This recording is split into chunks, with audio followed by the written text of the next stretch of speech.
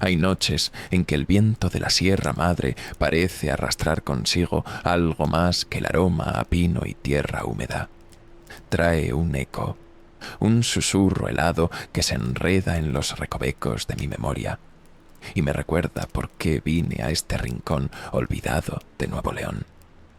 Buscaba un silencio que ahogara otros silencios, los que me dejó la sombra de Ana, mi hermana pequeña, y la culpa que se niega a menguar con los años. Creí que la inmensidad de estas montañas, la soledad imponente de la estación El Cóndor, serían un bálsamo, un lugar donde el deber y el cansancio físico podrían quizás redimirme de alguna forma incomprensible. La estación, más una cabaña robusta que un cuartel general, se alzaba como un último bastión de civilización al pie de una cicatriz de piedra que se perdía en las nubes. Un faro de humanidad en un océano de naturaleza salvaje e indiferente. Al llegar, me recibió don Elías Robles, el guardabosques jefe. Su rostro, curtido por incontables soles y heladas, era un mapa de arrugas profundas donde la desconfianza y la experiencia se leían a partes iguales. Sus ojos, pequeños y penetrantes, me evaluaron con la parsimonia de quien ha visto a muchos llegar y a pocos quedarse. Aquí la sierra no perdona, muchacho, masculló a modo de bienvenida, su voz áspera como la grava del camino. No son solo los cazadores furtivos o el terreno cabrón. Hay cosas que es mejor no encontrar. Sus palabras, cargadas de un peso que entonces no comprendí, quedaron flotando en el aire denso, premonitorias.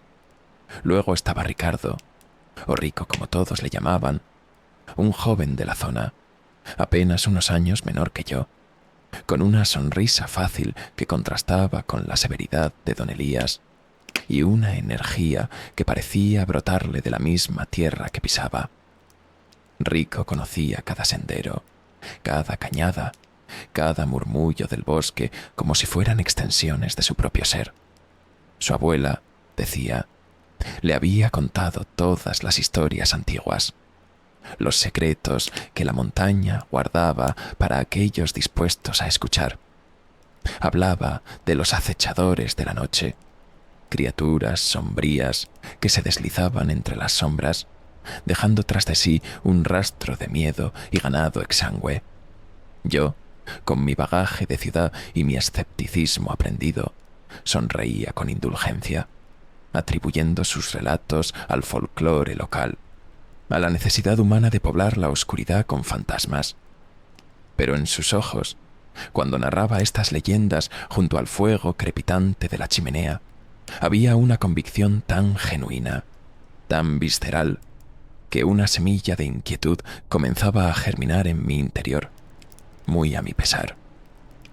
La soledad aquí era una entidad palpable, una presión constante en los oídos, rota solo por el silbido del viento entre los riscos o el lejano aullido de un coyote.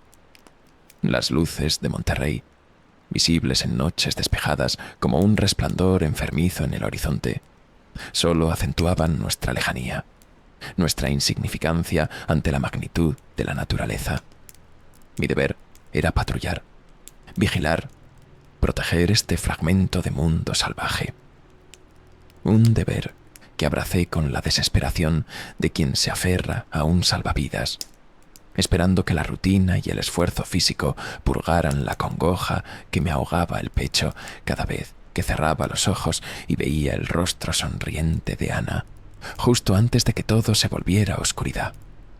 Don Elías me asignó mi sector, un laberinto de senderos que se internaban en lo más profundo de la sierra. «Aprende el terreno, Mateo», me dijo, golpeando un mapa extendido sobre la mesa de madera tosca. Cada roca, cada árbol, tu vida puede depender de ello. Sus palabras no eran una exageración. En mis primeras incursiones, la inmensidad me abrumó. Los árboles se alzaban como centinelas silenciosos, sus ramas retorcidas dibujando formas grotescas contra el cielo. cada crujido de hojarasca bajo mis botas, cada sombra que se movía con el rabillo del ojo, tensaba mis nervios hasta el límite. Me repetía que era la adaptación, el precio de la soledad, pero una parte de mí sentía que algo más acechaba, algo que observaba desde la espesura con una paciencia infinita. Las noches en la estación El Cóndor eran largas. El fuego en la chimenea era nuestro único compañero constante, sus llamas danzantes proyectando sombras caprichosas en las paredes de troncos. Rico a menudo se unía a mí, y sus historias, aunque fantásticas, llenaban el vacío con una extraña mezcla de fascinación y temor. Hablaba de luces inexplicables en las cumbres, de sonidos que helaban la sangre, de animales que desaparecían sin dejar más rastro que un silencio antinatural.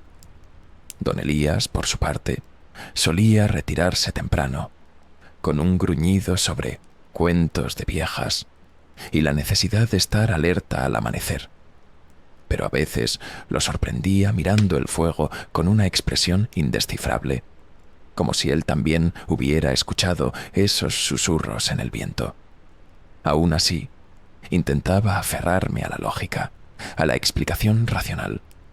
Los peligros eran los coyotes, los pumas, los cazadores furtivos, armados y desesperados, el terreno implacable que podía tragarse a un hombre sin previo aviso. Esos eran los enemigos tangibles, los que podía enfrentar con mi entrenamiento y mi equipo. Pero en el fondo de mi mente, las palabras de don Elías sobre cosas que es mejor no encontrar y las leyendas de Rico tejían una red invisible de aprensión. Mi pasado me había enseñado de la peor manera que el mundo podía ser un lugar cruel e impredecible, que la tragedia podía golpear sin previo aviso. Y mientras los días se convertían en semanas, una pregunta comenzó a tomar forma en mis horas de vigilia. Una duda persistente que se negaba a ser acallada por la razón o la rutina.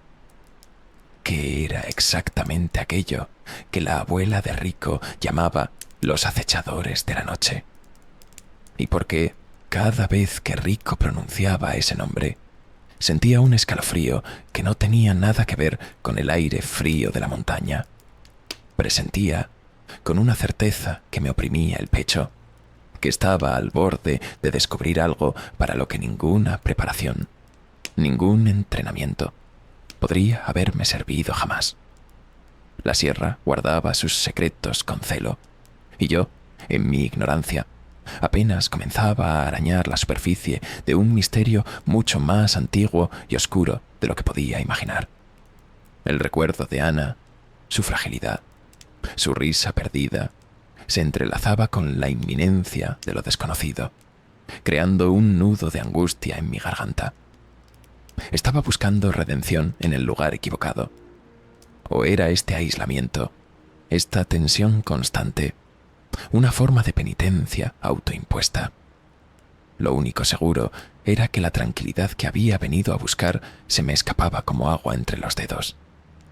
Pero ¿cómo prepararse para lo que no tiene nombre? Para lo que desafía el orden natural de la sierra que creíamos conocer. El día que todo comenzó a desmoronarse, no tuvo nada de particular al principio. El sol de la mañana se filtraba a través de las copas de los árboles, pintando el sotobosque con manchas doradas. Rico y yo patrullábamos el límite sur, cerca de un pequeño rancho ganadero incrustado en una hondonada, propiedad de un viejo conocido de don Elías. El aire era fresco, con ese olor a tierra mojada y vegetación que tanto había llegado a apreciar. Un aroma limpio que contrastaba con la podredumbre que a veces parecía emanar de las cañadas más profundas y sombrías. Habíamos revisado una serie de trampas para caza furtiva, todas vacías, y nos dirigíamos de vuelta a la estación cuando un silencio antinatural nos envolvió. Los pájaros callaron de golpe. Incluso el murmullo del viento entre las hojas pareció contener la respiración. Nos miramos. Rico, siempre más sintonizado con los ritmos sutiles de la sierra, frunció el ceño. Algo no está bien, Mateo, susurró, su mano instintivamente buscando el rifle que llevaba al hombro. Avanzamos con cautela, siguiendo un sendero apenas visible que serpenteaba hacia el rancho. A medida que nos acercábamos, un olor dulzón y metálico comenzó a flotar en el aire, un hedor nauseabundo que me revolvió el estómago. No era el olor familiar de un animal muerto por causas naturales, descompuesto por el tiempo y los elementos. Esto era diferente, más fresco, más profano. El corazón comenzó a latirme con una violencia sorda en el pecho, un tambor de advertencia. Entonces lo vimos. El corral de las cabras estaba sumido en una quietud espantosa. Una docena de animales yacían esparcidos por el suelo polvoriento, sus cuerpos contorsionados en posturas imposibles. Me acerqué, conteniendo las náuseas. No había signos evidentes de lucha.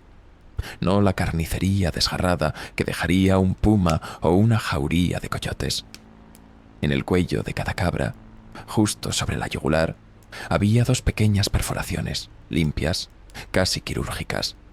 Y lo más extraño, lo más perturbador, era la ausencia casi total de sangre.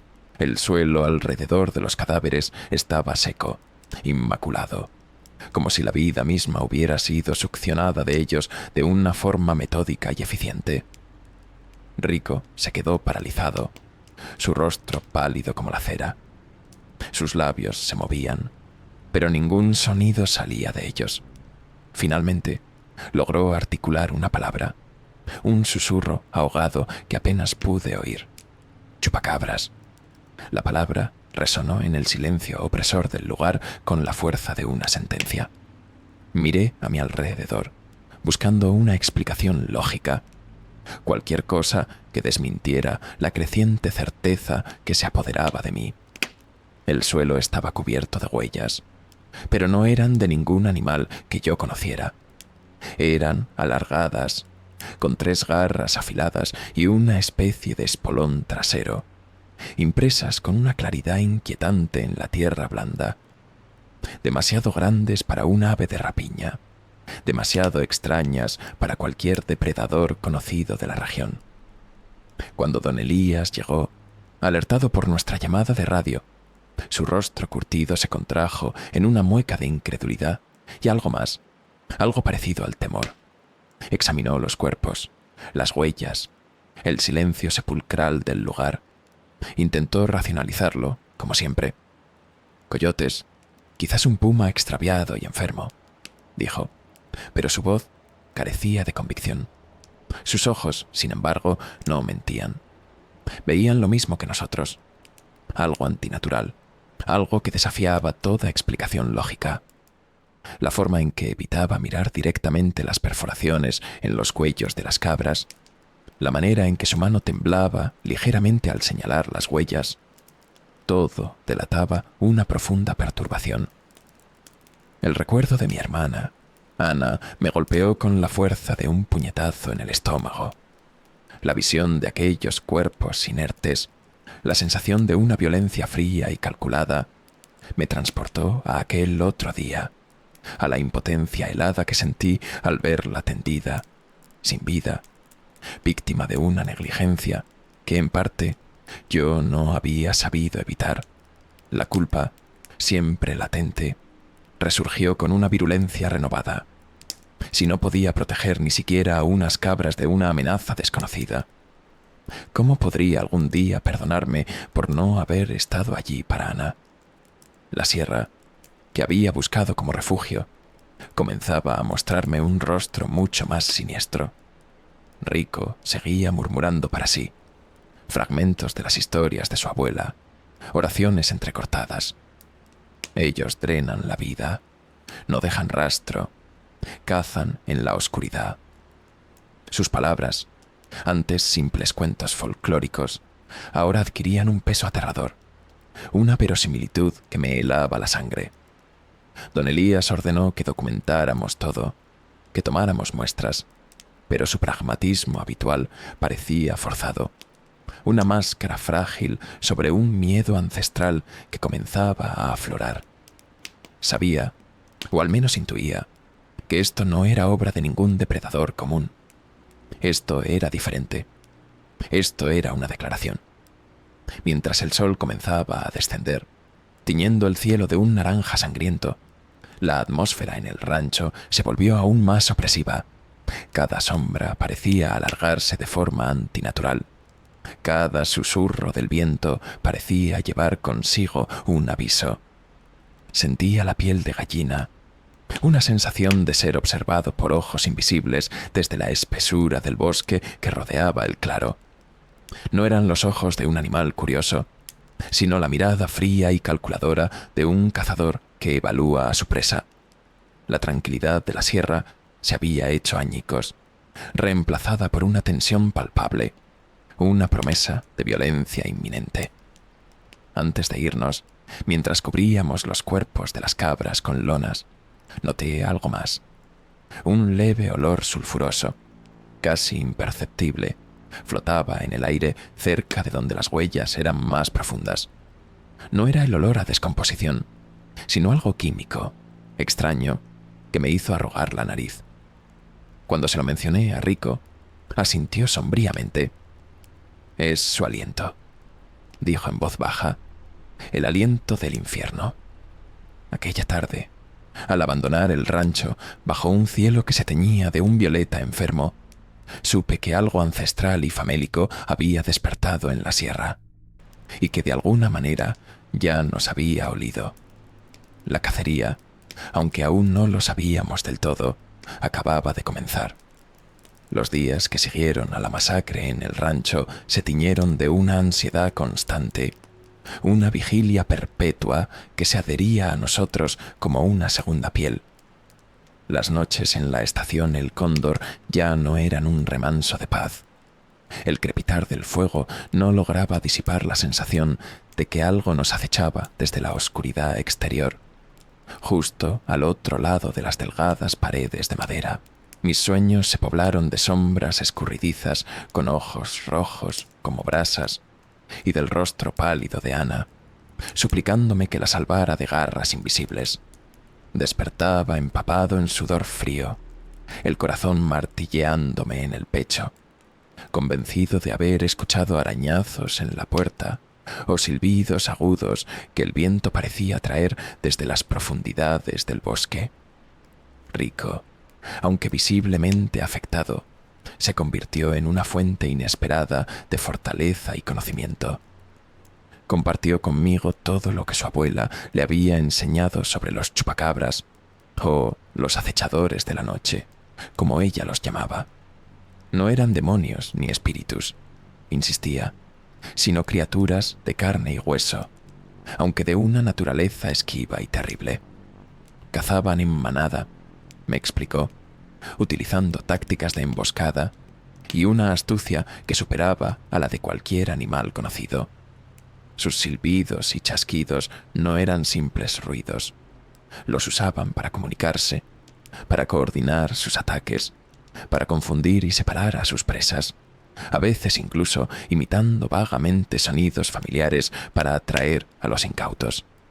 Y el olor, ese hedor pútrido y sulfuroso, era su firma, una advertencia para aquellos que sabían interpretarla.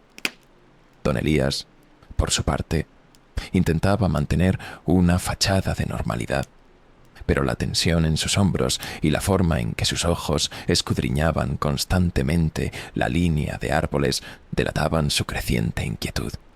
Prohibió tajantemente las patrullas nocturnas en solitario y ordenó que siempre fuéramos armados, incluso dentro del perímetro de la estación. Revisaba las cerraduras de puertas y ventanas cada noche con una meticulosidad casi obsesiva. Su escepticismo inicial se había erosionado, reemplazado por la cautela sombría de un hombre que ha vislumbrado el abismo y sabe que éste le ha devuelto la mirada. Ya no mencionaba coyotes ni pumas. Un silencio tenso se instalaba cada vez que el tema de las cabras muertas salía a colación. Una tarde, desoyendo parcialmente las órdenes de don Elías, me aventuré solo un poco más allá de lo habitual en mi sector de patrulla. Un sensor de movimiento cerca de una cañada remota se había activado, y aunque lo más probable era un animal grande, la paranoia me impulsó a investigar. La zona era especialmente densa, los árboles tan juntos que apenas dejaban pasar la luz del sol, creando una penumbra perpetua. Mientras avanzaba, comencé a escuchar unos silbidos agudos, erráticos, que parecían rebotar entre los troncos. Al principio los atribuí al viento o a algún pájaro desconocido, pero luego uno de los silbidos pareció modularse, alargarse, retorcerse hasta sonar como una distorsión grotesca de mi propio nombre. Mateo. El vello de mi nuca se erizó. Me detuve en seco, el rifle apretado entre mis manos sudorosas. El sonido cesó, y un silencio Nestestvenni cayó sobre el bosque. Entonces lo vi. Fue solo un instante, un parpadeo, pero la imagen se grabó a fuego en mi retina. Un movimiento rápido, bajo y ágil, entre los arbustos más densos. No pude distinguir su forma exacta, solo una silueta oscura, del tamaño de un perro grande, pero con una constitución extrañamente desgarbada, y dos puntos rojos brillantes que me observaban fijamente desde la penumbra. Ojos que no pertenecían a ninguna criatura que hubiera visto antes, cargados de una inteligencia fría y predadora. Antes de que pudiera reaccionar, la figura desapareció con una velocidad increíble, sin hacer el menor ruido. Regresé a la estación con el corazón desbocado, temblando de pies a cabeza. Dudé en contarle a don Elías lo que había visto, o más bien, lo que creía haber visto. Temía que me tomara por loco, que atribuyera mi experiencia al estrés y la sugestión. Solo se lo confesé a Rico, quien me escuchó con una seriedad sombría, asintiendo lentamente. «Te eligieron, Mateo», dijo en voz baja. «Una vez que te marcan, no te sueltan fácilmente. Te están estudiando, probando tus límites». Sus palabras, lejos de tranquilizarme, solo aumentaron mi terror. La idea de ser observado, analizado por esas criaturas, era infinitamente más perturbadora que un simple encuentro hostil. Nuestra amistad, la de Rico y la mía, se fortaleció en aquellos días de creciente aprensión. Compartíamos los turnos de guardia nocturna, conversando en susurros junto al fuego, encontrando un consuelo mutuo en la compañía del otro. Él me hablaba de su familia, de sus sueños de estudiar veterinaria, de su amor por la sierra a pesar de sus peligros. Yo, por mi parte, le conté sobre Ana, sobre la culpa que me carcomía. Rico me escuchó sin juzgar, con una empatía que me desarmó. En él encontré un hermano, una figura por la que sentía una necesidad imperiosa de proteger, quizás para compensar la terrible falla de mi pasado. Esta nueva responsabilidad, sin embargo, solo añadía más peso a la carga que ya soportaba. El ambiente en la estación se volvió irrespirable. Cada crujido de la madera, cada sombra fugaz, nos ponía en alerta máxima. Don Elías pasaba horas estudiando mapas, tratando de encontrar un patrón en los informes de animales desaparecidos de otros ranchos cercanos. Un patrón que no existía, o que era demasiado esquivo para su lógica de guardabosques. La sensación de asedio era constante. Ya no nos sentíamos seguros ni siquiera dentro de nuestras cuatro paredes. La sierra, que antes había sido un desafío, ahora se había convertido en una trampa, y nosotros éramos el cebo que esperaba, con creciente pavor, la llegada inevitable de los cazadores. Una noche, mientras vigilaba desde la pequeña ventana de mi cuarto, vi movimiento en el borde del bosque. Al principio pensé que eran ciervos, pero luego distinguí múltiples siluetas, bajas y encorvadas, moviéndose con una agilidad sigilosa entre los árboles. No se acercaron, solo se quedaron allí, observando la estación durante varios minutos que me parecieron una eternidad. Sus ojos, débiles puntos rojizos en la oscuridad, brillaban con una intensidad malévola. Luego, tan repentinamente como aparecieron, se desvanecieron en la negrura. No necesité que Rico me lo confirmara.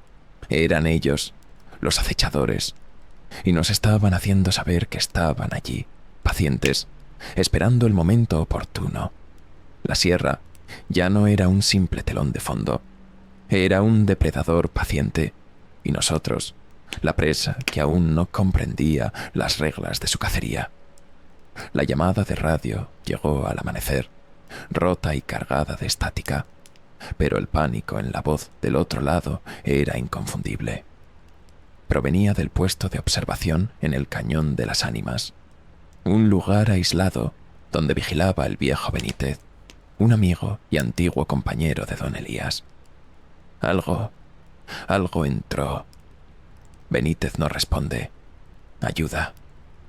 Fueron las últimas palabras coherentes antes de que la comunicación se cortara en un chirrido agudo. Don Elías palideció visiblemente.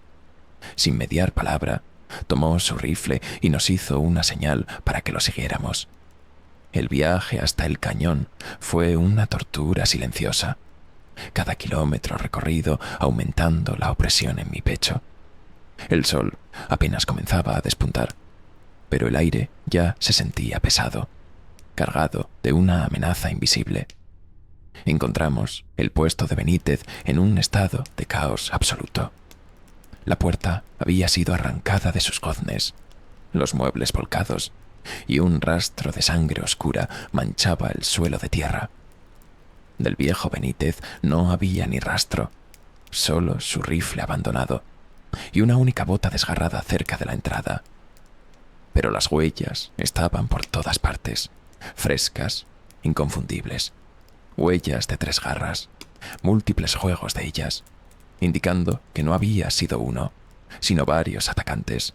El olor sulfuroso era intenso aquí, casi sofocante, mientras don Elías, con el rostro desencajado, buscaba cualquier indicio de su amigo. Rico señaló hacia la espesura. «Están cerca, don Elías. Nos están observando». Apenas había terminado de hablar cuando un gruñido gutural rompió el silencio, seguido de un movimiento borroso desde los árboles.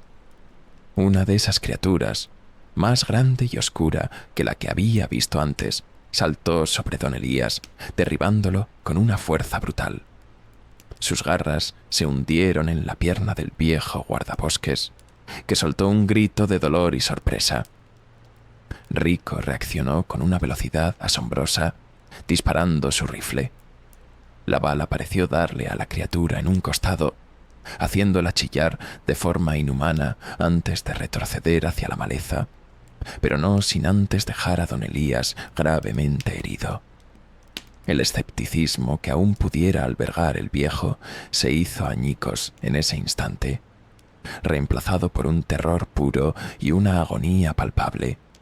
Lo arrastramos adentro del destrozado puesto, atrancando la puerta con lo que quedaba de una mesa, mientras afuera los silbidos y los arañazos comenzaban a rodearnos, cada vez más cerca, cada vez más audaces. El sol se hundía rápidamente tras las cumbres, y sabíamos que la noche sería larga y posiblemente la última. Con don Elías perdiendo sangre y delirando por momentos, Rico propuso un plan desesperado. El cañón de las Ánimas se estrechaba considerablemente unos metros más adelante, formando un cuello de botella natural. «Podemos atraerlos allí», dijo, sus ojos brillando con una determinación febril. «Usaremos el combustible que queda en el generador de Benítez. Crearemos una barrera de fuego. Es nuestra única oportunidad». Asentí, el miedo atenazándome la garganta, pero sabiendo que no teníamos otra opción. La idea de usar fuego contra esas bestias nocturnas parecía lógica, casi un imperativo ancestral. Cargamos a don Elías como pudimos, y bajo la creciente oscuridad nos adentramos en la trampa que nosotros mismos estábamos preparando, con la esperanza de que funcionara, con el terror de que no fuera así. Logramos llegar al desfiladero y verter el combustible en una línea a través del paso estrecho. Rico y yo nos preparamos, listos para encender la trampa en cuanto las criaturas aparecieran. No tardaron. Los silbidos se intensificaron y pronto vimos sus siluetas recortadas contra la pálida luz de la luna que se filtraba entre las nubes. Eran 3, quizás 4, moviéndose con una agilidad fantasmal sobre las rocas. «Ahora, Mateo», gritó Rico. Lancé la bengala que habíamos preparado hacia el combustible. Hubo un instante de expectación, y luego una llamarada rugiente se alzó, iluminando el cañón con una luz infernal. Las criaturas retrocedieron, sorprendidas, sus gruñidos convirtiéndose en chillidos de furia y quizás de miedo. Por un momento creí que lo habíamos logrado, pero una de ellas, la más grande, la que había atacado a don Elías, demostró una astucia aterradora. En lugar de intentar cruzar el fuego, saltó con una agilidad increíble hacia una repisa rocosa lateral, sorteando las llamas, y desde allí se abalanzó sobre Rico por la espalda antes de que pudiera reaccionar. Escuché el grito ahogado de mi amigo, un sonido que se clavó en mi alma como un puñal helado. Intenté correr hacia él, pero otra de las bestias me cortó el paso, sus ojos rojos fijos en mí, sus fauces babeantes mostrando hileras de dientes afilados como agujas. La escena se volvió una pesadilla caótica de sombras danzantes, el olor a carne quemada mezclándose con el hedor sulfuroso, los gritos de Rico y los gruñidos de las criaturas. Rico luchó con la valentía de un león acorralado, pero estaba superado en número y fuerza. Vi cómo las garras de la bestia se hundían en sus hombros, cómo lo arrastraban hacia la oscuridad más allá del alcance de las llamas. «Mateo», gritó, su voz quebrada por el dolor y la desesperación. «Salva a don Elías. Vete». Su rostro, iluminado fugazmente por el fuego, estaba contraído por la agonía, pero en sus ojos había una orden, una súplica final. Me quedé paralizado, el horror reviviendo con una nitidez insoportable la imagen de Ana, la misma impotencia, la misma culpa aplastante. Don Elías, a pesar de su herida, logró alzar su rifle y disparar a la criatura que me acosaba, dándome una fracción de segundo para reaccionar. La oscuridad se tragó a Rico. Sus gritos cesaron abruptamente, reemplazados por un silencio aún más aterrador. No sé cómo, pero logré levantar a don Elías, su cuerpo casi inerte, y comencé a correr, a tropezar, a huir de aquel infierno. Los silbidos y gruñidos nos perseguían, pero el fuego parecía haberlos contenido momentáneamente. Corrí como nunca antes lo había hecho, el dolor en mis pulmones y el peso de don Elías apenas registrados por mi mente, que solo podía reproducir una y otra vez la imagen de Rico desapareciendo en las fauces de la oscuridad. Llegamos a la estación El Cóndor de alguna manera, mis últimas fuerzas agotándose mientras atrancaba la puerta y me desplomaba junto al radio, llamando, suplicando ayuda a cualquier frecuencia que pudiera escucharme. Afuera, el asedio comenzó casi de inmediato. Arañazos en las paredes, golpes en las ventanas y los silbidos, siempre los silbidos, ahora más agudos, más burlones, a veces retorciéndose hasta sonar como una imitación macabra de la voz de Rico, llamándome, pidiéndome que abriera. La noche se convirtió en una tortura sin fin. Don Elías yacía en el suelo, su respiración cada vez más débil, susurrando incoherencias sobre sombras y ojos rojos. Yo me aferraba al rifle, cada músculo tenso, esperando el inevitable asalto final. Y llegó. Un estruendo ensordecedor cuando una de las ventanas del frente cedió, hecha añicos. Una de las bestias, más pequeña pero increíblemente rápida, se deslizó adentro. Don Elías, en un último acto de coraje, logró disparar, alcanzándola en el pecho. La criatura chilló y se desplomó, pero otra, más grande, la siguió inmediatamente, saltando sobre el cuerpo del viejo guardabosques antes de que pudiera recargar. Un solo grito ahogado y luego silencio. Estaba solo. La furia, una furia nacida de la desesperación y la culpa más profunda, me invadió. Ya no había miedo, solo una necesidad abrasadora de hacerles pagar. Me enfrenté a la bestia que había matado a don Elías, disparando, golpeando con la culata del rifle, usando un viejo machete que encontré en la pared. Fue una danza de muerte grotesca y primitiva. Justo cuando sus garras estaban a punto de alcanzar mi garganta, cuando sentí su aliento fétido en mi rostro, unas luces cegadoras inundaron la cabaña, y el sonido ensordecedor de sirenas y rotores de helicóptero llenó el aire. La bestia, con un último gruñido que era pura frustración, se escabulló por la ventana rota, una sombra fugaz perdiéndose en la noche que la había parido. Estaba a salvo, pero ¿a qué precio? Me encontraron así, en medio del caos y la sangre, la mía, la de don Elías, la de aquella bestia que yacía muerta cerca de la chimenea, aferrado a un machete, temblando incontrolablemente, con la mirada perdida en un horror que las palabras apenas podían rozar. Los hombres de la Guardia Nacional y los paramédicos me sacaron de allí con una mezcla de cautela y conmoción. Recuerdo fragmentos, rostros serios, preguntas que no podía responder, la sensación de una manta áspera sobre mis hombros. La versión oficial, la que llenó los informes y se susurró en los pasillos de la comandancia, habló de un ataque de animales salvajes particularmente agresivos, quizás una jauría de perros ferales o coyotes rabiosos, exacerbado por la posible presencia de cazadores furtivos o traficantes en la zona. La criatura muerta fue clasificada como un cánido no identificado, pendiente de análisis más exhaustivos, que sospecho nunca llegaron a conclusiones definitivas o públicas.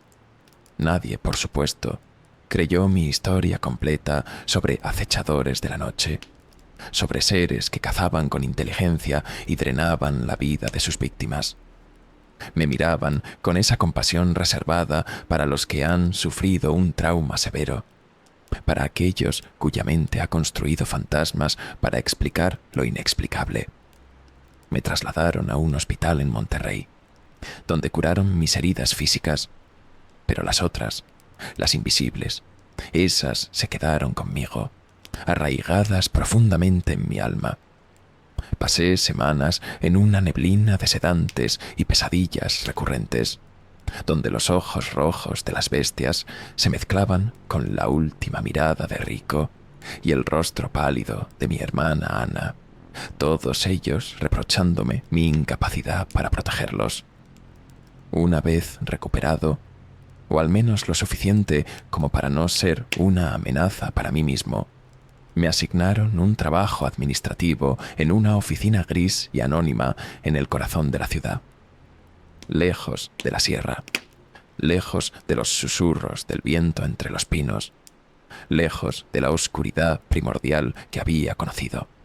Era, supongo, una forma de protegerme, o quizás de silenciar una historia demasiado inconveniente. La estación El Cóndor fue clausurada temporalmente, y luego reabierta con nuevo personal. Hombres que seguramente nunca escucharían las leyendas de la abuela de Rico, o que las descartarían con la misma suficiencia que yo había mostrado al principio. Pero yo sé la verdad. Vivo con ella cada día, cada noche. Las luces de Monterrey ya no me parecen un símbolo de civilización, sino una frágil barrera contra la oscuridad que acecha justo al otro lado de las montañas. A veces, cuando el viento sopla desde la sierra, creo escuchar sus silbidos, débiles, distantes, pero inconfundibles. Me estremezco y miro instintivamente hacia esas cumbres imponentes que custodian la ciudad, sabiendo que ellos siguen allí, cazando, esperando. Fallé. Fallé en proteger a Rico. Fallé en salvar a don Elías, así como fallé años atrás con Ana. La redención que busqué en la soledad de las montañas se convirtió en una condena aún mayor, la de ser un superviviente que carga con el peso del conocimiento y la culpa. La cacería, para mí, nunca terminó realmente. Puede que ya no me persigan físicamente, pero sus sombras se proyectan en mis sueños, sus gruñidos resuenan en mis momentos de silencio. La ciudad, con su ruido y su multitud, es solo un escondite temporal, porque hay bestias que no necesitan colmillos para desgarrarte el alma, y sus ecos, sus susurros, esos te cazan para siempre. Soy Mateo Herrera, y aunque ya no soy guardabosques en la Sierra Madre, una parte de mí se quedó allí, perdida en la oscuridad, escuchando eternamente la llamada de los acechadores.